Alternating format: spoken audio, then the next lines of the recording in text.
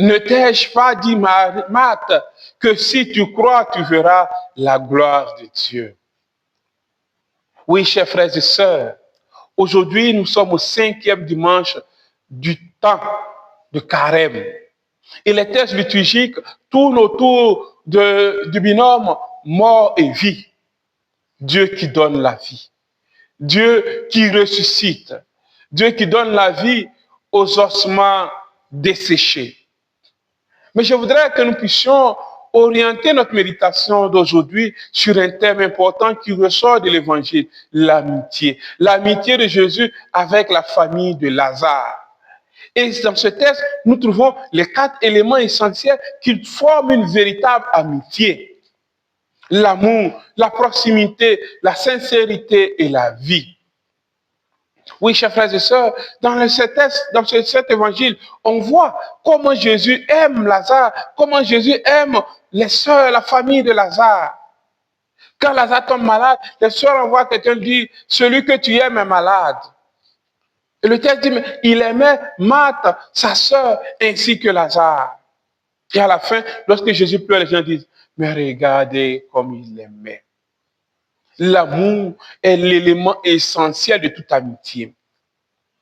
L'élément essentiel de toute amitié. Et le deuxième élément, c'est la proximité. Jésus qui est avec la famille de Lazare dans ce moment difficile. Cette proximité même qui met en péril sa vie, parce que où il va là, les gens veulent le tuer, les apôtres lui disent, mais les gens veulent te tuer la semaine dernière, si tu retournes là-bas. Thomas dit, allons-y, tous on va mourir. Cette proximité qui n'a pas de limite. Jésus qui vient et qui pleure son ami, pour compatir à la douleur de la famille. Compatir à la douleur de la famille. Le troisième élément, c'est la sincérité. Les sœurs de Lazare qui sont fait un reproche. Si tu avais été là, notre frère ne serait pas mort. Oui, elles expriment ce qui est dans leur cœur. Elles ne font pas semblant, elles expriment ce qui est dans leur cœur. Mais Jésus aussi, dans cette sincérité, les amène à aller au-delà. À voir en Jésus lui-même celui qui est capable de donner la vie. Non pas seulement de guérir, mais de donner aussi la vie. La sincérité, qui exclut toute hypocrisie. Mais je vais lui dire, il va se fâcher, ça fait quoi? C'est cela que tu es son ami. Tu es son ami pour lui dire la vérité, pour l'aider à avancer. Et le quatrième élément, c'est la vie. Jésus qui redonne vie à Lazare. Jésus dit à Lazare, sors de ton tombeau, reprends la vie. Sors de ton tombeau. Mais Marthe dit, mais ça fait 4 jours qu'il est déjà mort. Il sent déjà. Jésus dit, ne t'ai-je pas dit que si tu crois, tu verras la gloire de Dieu.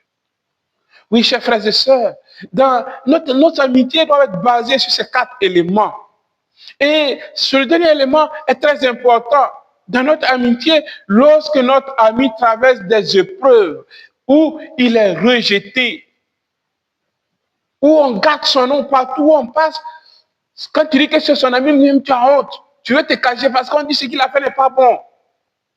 Il sent. Son nom déjà sent partout. Mais c'est là, chers frères et sœurs, que nous devons dire à notre ami, tu es plus que ton péché. Tu es plus que la mort. Tu es plus que cette odeur, cette mauvaise image. Tu peux avoir une nouvelle vie.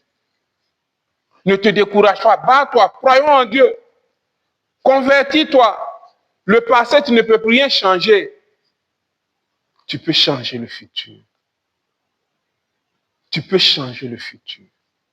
Oui, savoir redonner vie à nos amis quand ils traversent des moments difficiles. Non pas vu dans l'hypocrisie, leur dire, oh, les gens m'ont trouvé, les gens. C'est pas. Non.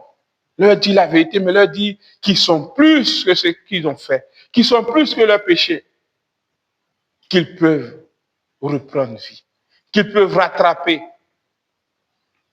Oui, chers frères et sœurs, cette semaine, asseyons-nous Et voyons, portons notre regard sur nos amitiés. Sur quoi est basée notre amitié? Car il y a des amitiés de boissons, de fêtes, des amitiés de critiques, de papatoria, de graineries, les amitiés de vices. Mais sur quoi, toi? Sur quoi est basée ton amitié? Jésus dit, nous sommes ses amis. Et c'est pour cela que la confession est un chemin pour restaurer notre vie, pour prendre un nouveau départ. Ne laissons pas passer cette semaine-là sans nous confesser. Pour ceux qui ne l'ont pas encore fait. Oui, Jésus nous redonne vie par la confession. Pour dire, lève-toi, lève-toi. Sors de ton tombeau, sors de ce péché-là. Lève-toi et reprends vie. Que Dieu vous bénisse.